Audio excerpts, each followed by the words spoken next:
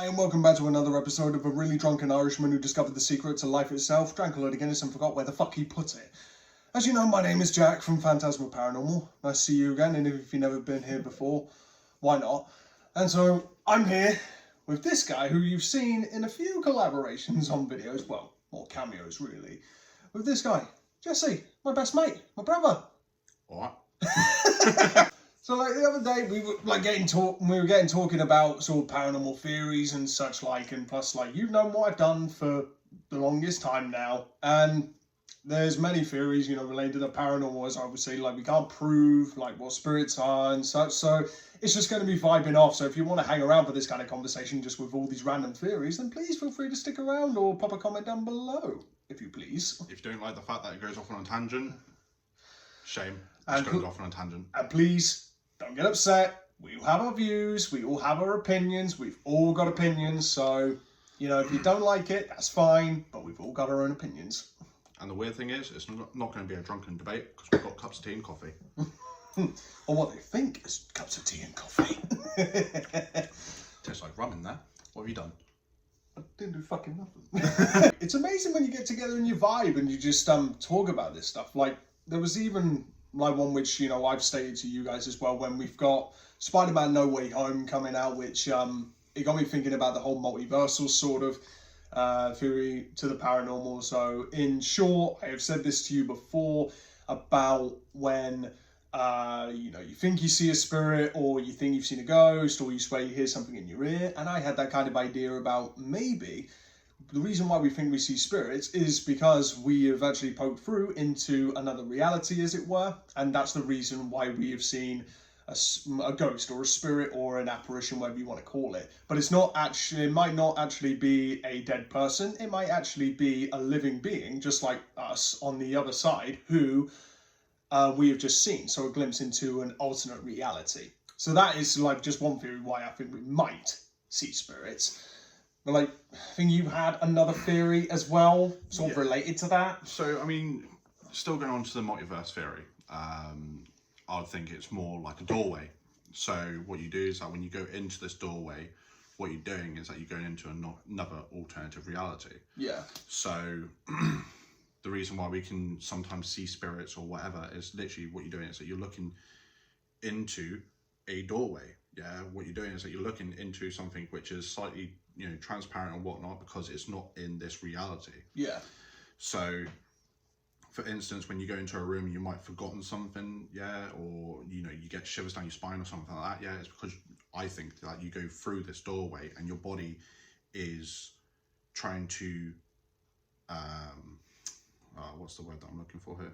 You know, you're trying to process, like your body's trying to process, and the same with your brain, that you're going through this doorway, and with that doorway, I mean, you're hurtling through time and space at such a rapid rate that your body can't comprehend it. That's the reason why you forget everything that you're going into a room for, and then you go back out that room and you're back in your reality. You know, your body doesn't like the fact that you're actually in that reality, so it comes back out. There was another thing which I saw randomly on Google. I found the picture. If it is there, I'll throw it up on the screen somewhere. But it's when I saw this really random theory about, obviously this is just speculation, you know, it's just fun to just theory bash, but I found this one of the reason why you walk into a room and then you forget why you walked in there is the reason why you may have encountered a different being, like say an ET, an extraterrestrial, an alien. You've just encountered an alien and it's just wiped your memory to make sure that you forgot about it. From that, we can also go on to my thing of evolution. Here we go. So obviously, if you have a look at the evolution scale, you've got obviously apes and everything else, yeah, small mammals going into apes, and then some into Neanderthals and stuff like that. But Homo sapiens are alongside it, but there was no joint to it. So yeah. What I think has happened, yeah, is that we were actually colonized on Mars, and we destroyed Mars to a certain point, in which then we fled to I was going to say to England then. Why'd you flee to fucking England? I don't know. Don't come in, mate. You know, we fled to Earth, and with that, you've got the cave paintings and everything like that from the Neanderthals depicting of these humanoid or stick figures, as obviously in the paintings, which I will put up some examples on the screen. Falling from the sky. Yeah, or there was UFOs, depictions. Again, same with the Mayans and all that lot. So I think that the Homo sapiens came here, which is us, and we took out the Neanderthals or integrated them in to try and save them, per se. And this is also the reason why we have very stupid people.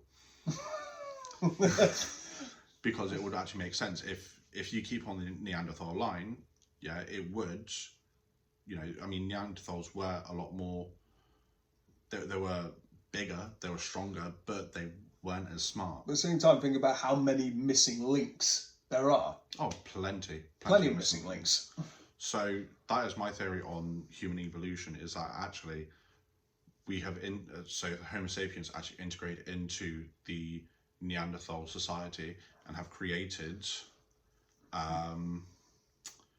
humans, and the Homo sapiens were coming down and everything like that throughout 1,000 years or so, as Mars itself was getting closer and closer to the sun, getting dried up and everything, which is also now we've also had proof that there was indigenous life on Mars. Yeah, because they found they found on Mars the remnants of fossilized microbes and stuff like that. I think. Fossilized microbes, and also they have found, which there will not be any pictures of this, by the way, but there has been leaks about them finding temples on Mars. Yeah, and they can see that there used to be a water source and everything like that. And if you actually go back billions and billions of years, you can find that Mars was pretty much in exactly the same orbit as we are now, as in Earth. And then obviously throughout the years and years, the planet got closer and closer to the sun, which is now dried up. It wasn't even me who came up with this theory. So Ben over at Theorycraft, hi Ben. So, he came up with this theory, which I did put on this channel before, which is the theory of, we see aliens and they look very humanoid in appearance. They look very humanoid. So you're able to recognize, if you saw a silhouette of an alien, you would recognize the humanoid shape. They look very similar to us.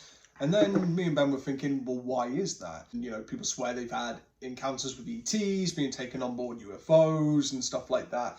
And because of their systems and the way people describe these UFOs moving and such and the way they look, maybe the reason why we see aliens is, what if these aliens are just evolved humans? We have just evolved humans from the future.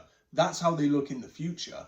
And so they have mastered this great technology and so on, which, I just think the aliens, they look down on us. I just think there has to be other life out there in the universe. Just has to be. To say there's no other life out there in the universe is like putting a bucket into the sea, pulling the bucket up and saying there's no life in the sea because there's no life in my bucket. And you think of how big space is. So what if they are just advanced, evolved humans that have mastered the art of time travel from the future? It's just a possibility. Another possibility is that, they are just aliens. They're part of this reality. They're part of this time. It's just that they are highly advanced. They've been around for a lot longer, taking care of their planet and so on and so forth. So they've mastered unison.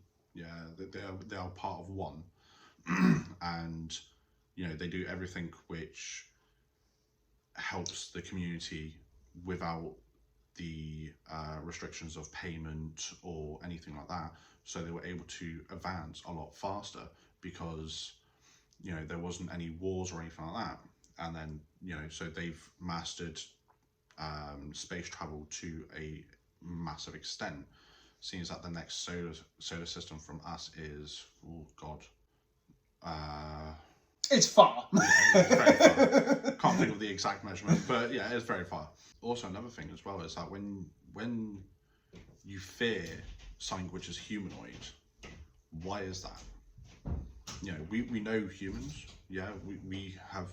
So why are people so scared about being abducted or whatever? Yeah. Or why do people have anxiety and stuff like that through massive amount of human population and stuff like that I think it's because of a survival tactic in our heads, which has stayed around for, well, as long as we've been around.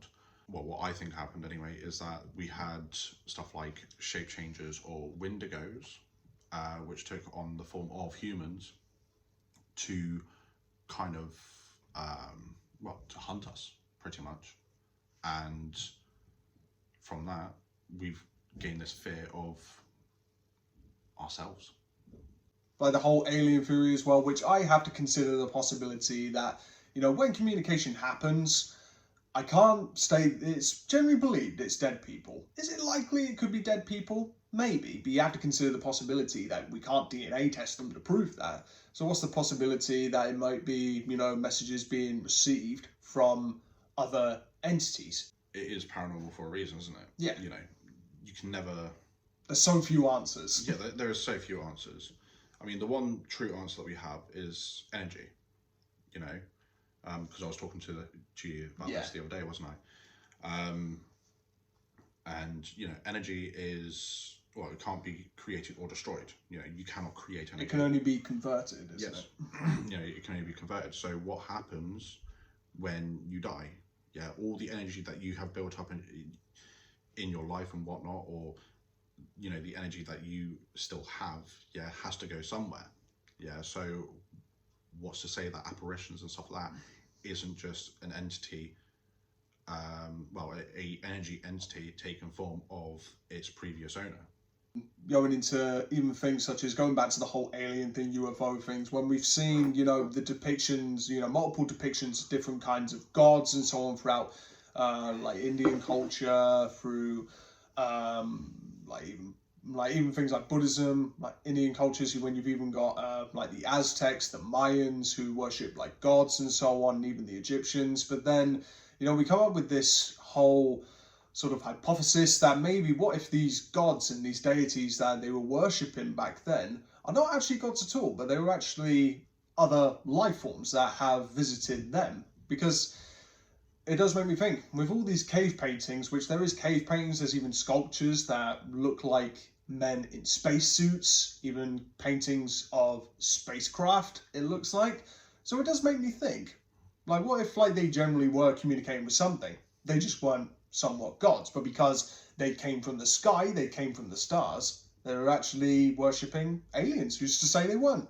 Well, it's like, one of the gods for the Mayans, the god of rain, he was depicted as a very tall green man.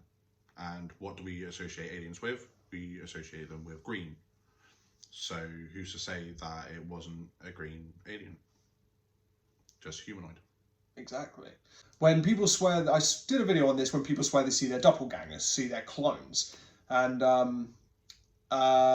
some people believe that it's, a spirit taking the form of you, so that's the reason why you've just seen yourself and it looks identical to you. But what if you have actually seen yourself, but it's which theory is it? I think it's the multiple Earth theory, that there's multiple versions of you. So it's sort of like a butterfly effect. Every choice that you make and everything that you do in life has an equal and opposite reaction, so splits off and creates another timeline. So what if the possibility you have seen yourself just in a break in reality in a different timeline? Yeah, I mean, my one was, again, going back to, multiverse theory, and the fact that, you have the doorway, and what you're doing is that you're peering through that doorway, and all you can see is yourself, in exactly the same time and exactly the same place. It's just that you're on the opposite end. Yeah. Also, if you want to, think of it like a mirror. When you stare at yourself in a mirror, you're looking back at yourself. That's pretty much what you're going to be doing. That's what I think anyway. You're looking at yourself in a different timeline. One which has taken a different path, which is the reason why they might look slightly different, might have maybe a scar, or they might have slightly different hair, or slightly different skin complexion, or anything like that. All these factors can take into. My dad passed away not very long ago, and then I was talking to Jesse about because I had a dream the other night about my dad visiting me in a dream, and it was so real and so vivid and everything that he was saying You know, it made it seem like it generally was not, like it wasn't a dream. But that does make me think, is some kind of spirit communication capable in like dreams because you're in that somewhat unconscious state? Because we were talking about the concept of nightmares and so on and why they seem so real and vivid. But what if they are other possible, like some people say that, you know, it's information which is stored in your head, you know, throughout the day or whatever, and your brain's just processing it. But then those make me think, what if those are other possibilities that could happen in your life, or maybe may happen, or you're actually in that sort of realm of maybe other realities, or maybe having a different perception, you know, of like the world around you in your subconscious mind. So I mean, when you're sleeping and everything like that, you start using a lot more of your brain activity. So when we were doing our day-to-day things, we're going to use about 5%, not even that. So when you're sleeping, your mind opens, and what that can do is that it can create or manipulate energy around it. So for instance, with obviously Jack's dad passing and everything like that, what your mind can do is that it can manipulate the energy around you, because you have keepsakes, haven't you? Yeah. And it's been known that spirits glue to certain keepsakes. So what can happen is that you can manipulate the energy around him, and your dad can come into, you know, your dreams and stuff like that. Well, I don't know that for sure. I mean, who's to say? I mean, that could be completely correct. I don't know. Even just haunted places as well. Because I know, like, even when you say you've been on like fucking road trips and everything, like to like there's like on because where we live, there's a national park which is not very far away. It's like 10-15 minute drive, 20-minute drive away, Dartmoor. Yeah, about 20 minutes. Yeah, so about a 20-minute drive away, Dartmoor, which you may have already heard of because it's quite famous for like its ghost stories, so on, such as the hairy hands of Dartmoor, which I'm pretty much convinced just you driving a car. But yeah, I wonder why I fucking crashed. Or that, oh yeah, it was that tosser that fell off the quad bike. But You told me to toss you off.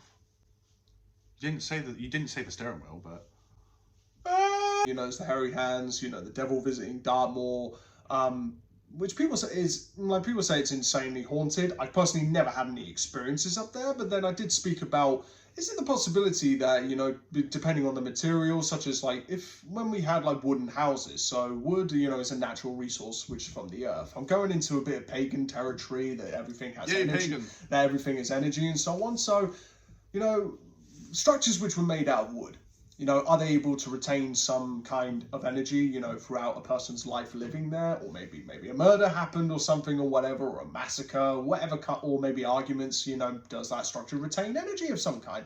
Because, you know, I've been to some really creepy, you know, places like Bury Pomeroy and such like, but you went to what was it? It was like was it an asylum on Dartmoor? Yeah, an insane asylum. No, it wasn't on Dartmoor. It was actually fairly nearby. Oh, right. Yeah, it was an insane asylum, and I mean, it was real creepy. You had iron bars on like the windows and everything like that.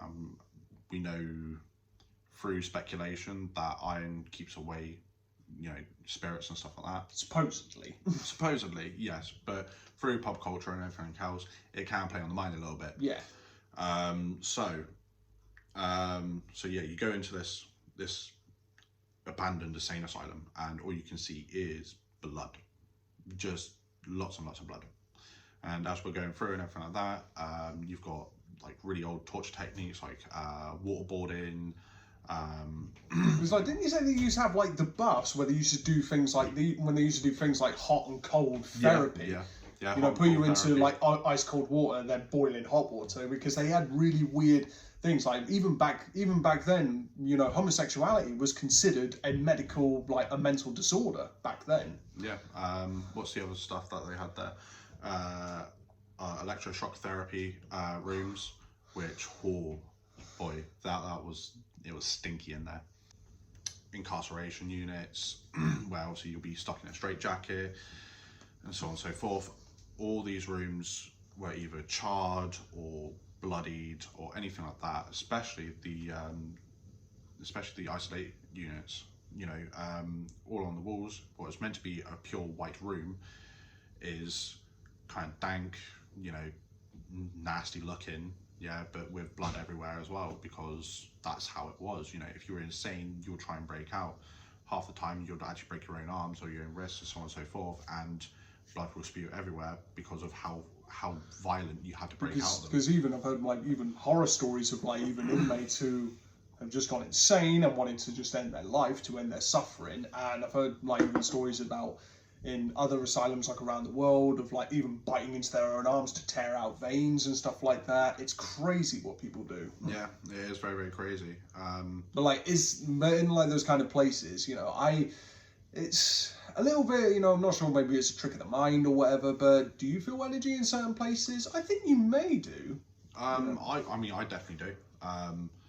You know, when you go into a room, you know, when you go into a room and you think, I'm really fucking uncomfortable in here, you start feeling uncomfortable, even though that, you know, you can see everything, but suddenly out of nowhere it becomes really, really cold and almost like a wind in there, but you might be in a room which got only 4 walls, you know, it doesn't have anything in there. For instance, the isolation units, yeah, were very, very cold, and you felt suffocated, you know, and that could just be the room, yeah, because you know exactly what the room is. But is it when you think about what's gone on in that room? Possibly it could be your mind playing tricks on you, saying that, you know, it's a very cold place, yeah, it's very, you know, there's no central heating, nothing like that, yeah. You know. But then again, if you go literally 3 steps out, yeah, it's nice and warm, you know. This is the thing, this is, yeah. And you know, if it's a sealed unit and it's got cushions and all that lot, yeah, it means it's a sealed unit, yeah, for also, you know, for temperature as well. Yeah. So it should theoretically still be warm in there. Some of them were also warm, but others were really, really cold. So you would think how many people were actually in there. In the paranormal, like, I'm not very into like things like the Loch Ness Monster, Bigfoot, UFO, and all that kind of shit. Mostly because I just think if any kind of Bigfoot creatures were real, you know, I think we would have found definitive evidence by now. I think, even though there's that one. I'm right here. Bigfoot. One sat next to me. But I just think we would have had definitive evidence by now. But then again, there is like quite large creatures that are being discovered all the time. I think there was even a massive species of whale that's only just recently been discovered, and it was like 1902 when the mountain gorilla was discovered, and like new creatures are being discovered all the time. So is it a possibility? Maybe. The Loch Ness Monster, you're in a massive lake, which is full of carp and stuff like that. We know that carp can get to a ridiculous size. Yes. Yeah, or catfish can get to a massive, massive size. Who's to say that it isn't just a very, very large catfish? Or a new species of eel that's just massive. Yeah, new species of eel, yeah, like an overgrown conger, pretty much. That would actually work. You know, I mean, Bigfoot, say that it's the missing link. No, I mean, if Bigfoot is still around, I mean, it will be ancient, you know. I mean, the first sighting was back in 1800s, 1700s, something stupid like that. So, I mean, it would be, what, 380 years old, roughly? Yeah. Not possible. No. You know, I mean, Bigfoot, if it was real, it's long gone. The same with the Loch Ness Monster. You know, thinking like a plesiosaur from the age of like Tyrannosaurus Rex and so on, you know, for that creature to have not have evolved whatsoever, because it would have evolved. For sure. It would not have stayed the same throughout evolution. No way. Well, actually, no. If it was just the same plesiosaur, then yeah, it would actually stay the same. But then again, plesiosaurs only lived up to 150 years old. Yeah, through heartbeat patterns and stuff like that we can find out. 150 years old, 65 million years ago. I don't think. Not very likely. Yeah, I don't think. And also, if there was a school of plesiosaurs there, you wouldn't just see one, you would see hundreds. Yes. Yeah, if not thousands around Scotland, let alone just in one little area. When was the Roswell sighting? I think it was in 40? Let me know, people. Put it in the comments if I don't remember. If I'm wrong, I'll put it up on the screen the correct date. But I think it was like in the 40s, 50s, or 60s. I can't remember when. I think it was in either the 40s or 50s. I think. Even so, yeah. I mean, that's still like, you know, between 80 and 70 years. Yeah. Yeah. Which is a very long time. They should be able to reverse engineer that by now. We have the capabilities, especially in... And plus, like, plus, even just one really weird fact, the technology which can get you to the moon in the 1960s is the same technology we have in our phones right now. Exactly. And you think how far we've gone in just that very short space of time in those few decades. Do you want to know something really weird, though? We still haven't gone back to the moon. We did it once and that was it. Why is that, I wonder? Why is that? Don't know. Do not know. But yeah, a little bit of trivia. Yeah, we haven't actually gone back to the moon. Although some really weird conspiracy theories, there is people that... One really weird conspiracy theory is that the moon doesn't exist. It's just a projection. For whatever reason. Or the moon's made out of cheese. No, I would love that. I would love that. Send me up there. Let me get fat. And like, there's even crazy shit like the Hollow Earth theory as well, which is just mental. I mean, technically, they're not wrong. How so? Because the core of the Earth, yeah, is just literally molten lava. It's technically hollow. Sort of. Yeah, it's a liquid. It's not a solid, so it would technically be hollow. If you got, you know, if for instance, yeah, you got a mug, yeah, you fill it up with water, it's still technically hollow. It's still technically hollow. Just saying. Technically they're true, but the rest of their views is completely off. Completely off. Oh yeah, what, completely warped? Like flat earthers. Oh, flat I love flat earthers. I love you guys. You're very entertaining. There is one really weird conspiracy theory which I do kind of somewhat believe, and it's the theory that a sick patient can make people more. A sick person can make more money than a cured person. So there's people that believe there's a cure for cancer, there's a cure for Alzheimer's, and so on, but people earn more money treating diseases rather than curing them. Well, yeah. I mean, when you think about it, all the massive, you know, medical businesses and all that lot, all the medical companies, they get a massive percentage of the takings from private healthcare, or over in America, you know, where you have to fund, you know, your own medical procedures and stuff like that, pretty much. You know, so yeah, you know, they do make a massive profit, and so I say this entire world is run by money. Yeah. And whoever says that money doesn't buy you happiness, I beg to differ. I wouldn't mind the opportunity to prove those people wrong. No, I mean, I have hardly anything. I'm not going to lie, I've got hardly anything, and you know what? I'm happy as Larry. We're going to add a GoFundMe, yeah, underneath, yeah. We fucking such a liar. Although there is my PayPal if you want to just give me money for a coffee or whatever. Oh yeah, that'd be amazing. Coffee right now. Look, I'll make you a fucking another one. Please, sir, can I have some more? Fuck off. The fictional theory with some writers. This is an interesting one. So brace yourself for this. So, everyone knows H.P. Lovecraft. Yeah, he made the whole Lovecraftian fiction and all that lot with the Eldritch Beasts and so on and so forth. But the thing is that H.P. Lovecraft went completely insane. And if you read into it, I'm not going to go massively into it like I did with Jack, but you've got obviously Yog-Sothoth, which is the god of knowledge. You've got Cthulhu, which is the god of dreams and everything like that. Now, who's to say that H.P. Lovecraft didn't actually find these people as fiction, but actually real beings? Well, they actually saw these beings. Yeah. So, for instance, Cthulhu can invade your dreams. Yeah. So, who's to say that Cthulhu didn't just plant a seed? Yeah. And he created these books. Right. Yeah. And these books can, actually, they're not actually fiction. You know, they are, in a sense, his autobiography. Yeah. So he was on a quest for knowledge and everything like that, and he went completely insane. And that is what Yog-Sothoth does. Yog-Sothoth will keep on feeding you with a load of information and a load of knowledge, and then suddenly you'll just snap. Eventually, what will you do if you have too much information? You snap. You get paranoid and scared. Yeah, you get paranoid, you get scared because of the fact that you know too much. It's like people that read into conspiracy theories too much. You're going to get paranoid. Yeah, exactly. Similar kind of thing. So, who's to say that H.P. Lovecraft and all the Lovecraftian monsters and all that lot aren't actually real? Because they don't actually have an entity.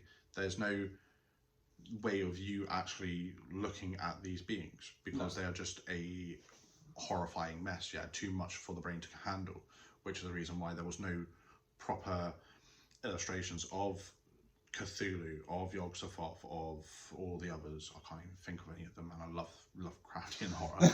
It's ridiculous, but yeah, same kind of thing. I did talk to you about whereas I was going to do a video on it, but I thought it'd be really good to mention it here. But whereas, you know, I'm very interested in the idea of digital immortality, that eventually in our future, maybe even in our lifetimes, that we're going to be able to upload our consciousness to basically the internet.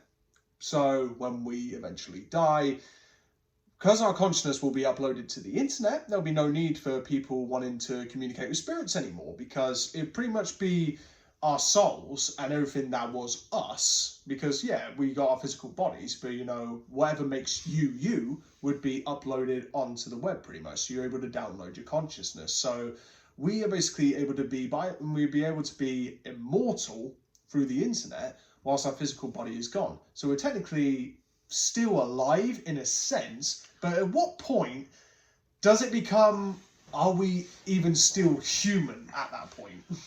I mean, I wouldn't say that you're immortal, I'd say that you're more perpetual, because of the fact that you have to go into a certain point of stasis, probably to recuperate your consciousness and your brain functions, to then be downloaded into a new body. There's actually a Netflix series called Carbon, which dipped into this. Well, not dipped, I mean the entire thing was about it.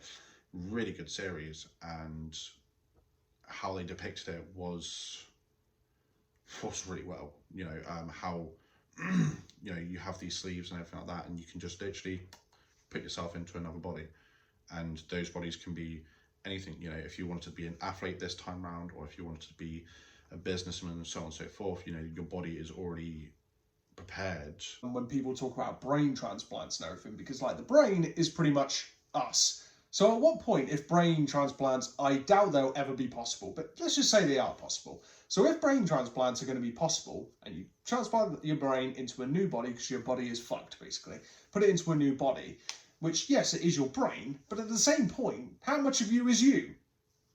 Well, I mean, it's a question.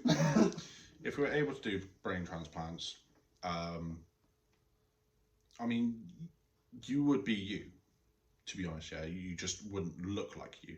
Yeah. You know, you have the same conscious, you would have the same kind of social skills and everything like that, and everything that you would normally be able to do, you can still do. It's just that you just would not look anything at all like yourself. No. And I think that at that point, that's where we can turn around and be there like we are no longer human.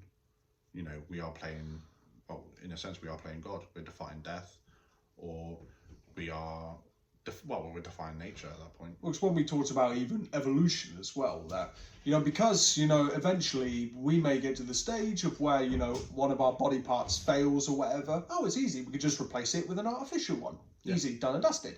You know, but eventually, at what point, if everybody does that, if our bodies start to fail, or maybe limbs, you know, get amputated or whatever, that eventually, if we evolve so much, will we eventually evolve with, you know, artificial limbs and such? But one thing I will leave, which I'll put up on the screen somewhere, but also leave in the description, is a 60-minute documentary. It's not actually 60 minutes, even though it's called 60 minutes. It's in Australia, and it's about a few Australian people, which there's I believe it's in America, it's called Alcor.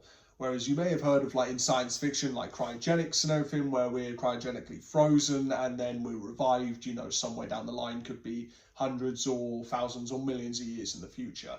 So basically, what people are doing right now when they die, they elect for themselves when they die to be cryogenically frozen in the hopes of being brought back later on in the future.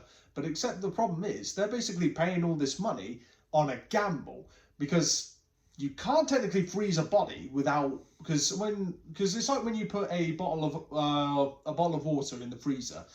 You know, you put it in there, it's the size that it is. But when you take it out of the freezer, it's expanded because it creates ice crystals. That was like the same thing which will happen to your body, which will form ice crystals, destroy the brain. So it does make me think, is even going to be bringing back people in the future going to be possible when you've genetically reached the end of the line of your life, you know? I mean... I think there's even Walt Disney's head, which has been cryogenically frozen, or is that a myth? It's a myth. The same with the fact that it's underneath the Pirates of the Caribbean ride. It's a myth. Yeah. It has been debunked. What they do is that they actually take out, I think it was like 20% of your blood or 30% of your blood.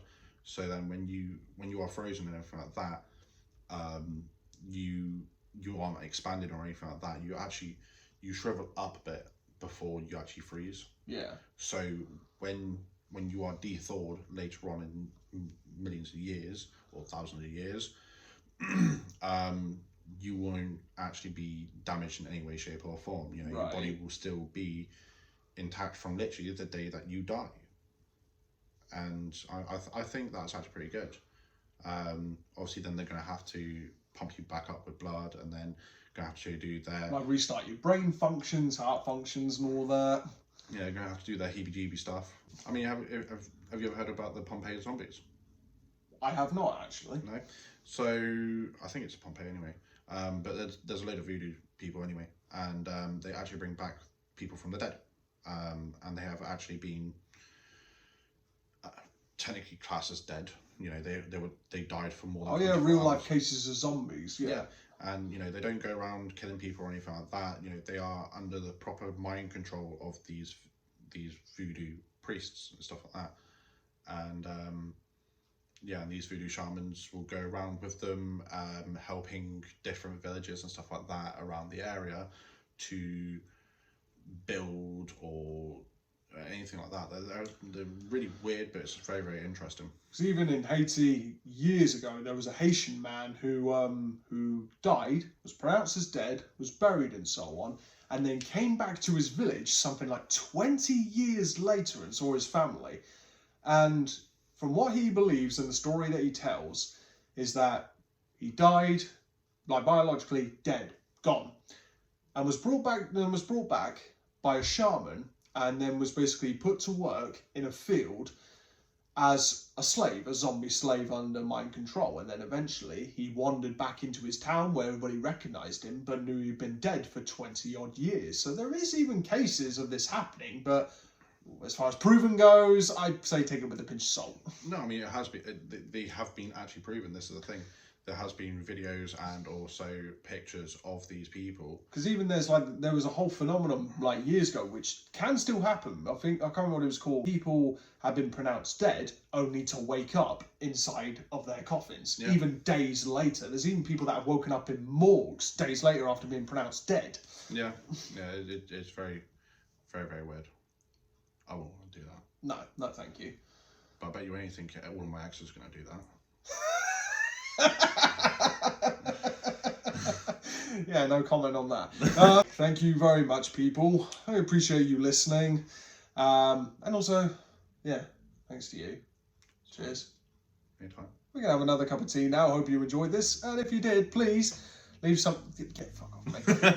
And if you did, leave a comment down in the description below. I always call it the description. In the comment section, sorry. And if you want to see another one like this, then I'm sure we'll come up with something. Or if you want to head over to XNXX to go watch a few of our videos. No, I'm just joking.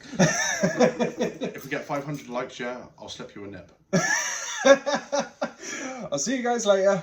Take care. See you in the next one.